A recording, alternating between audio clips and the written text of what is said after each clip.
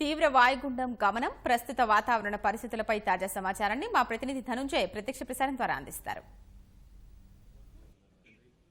Thank you Gousia.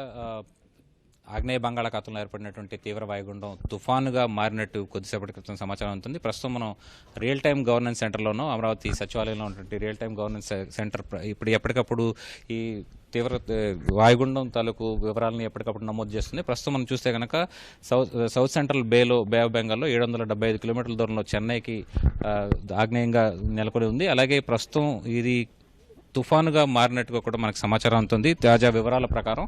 అయితే ఇది క్రమంగా పశ్చిమ వాయువ్య దిశలుగా కదులుతూ కోస్తాంధ్ర తీరం వైపు దూసుకొస్తుంది. అయితే ఇది తూర్పుగోదావరి విశాఖపట్నం మధ్య ఎక్కడో చోట ఒక కోస్తాంధ్ర తీరం వద్ద తీరం దాటే అవకాశం ఉంది.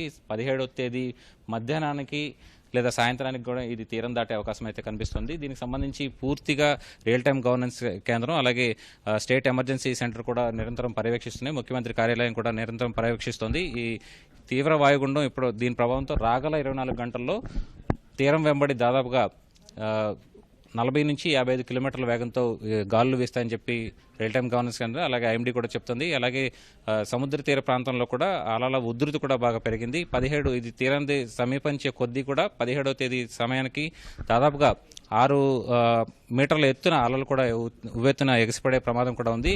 ప్రస్తుతం అయితే తీరం వెంబడి గాలుల తీవ్రత కూడా పెరిగింది. 40 కిలోమీటర్ల వేగంతో గాలుల వీస్తున్నట్టుగా మనకు సమాచారం ఉంటుంది. రియల్ టైమ్ గవర్నెన్స్ సెంటర్లో ఉన్నటువంటి ఒక వెబ్ క్యామ్ ద్వారా మనం స్పష్టంగా చూడొచ్చు.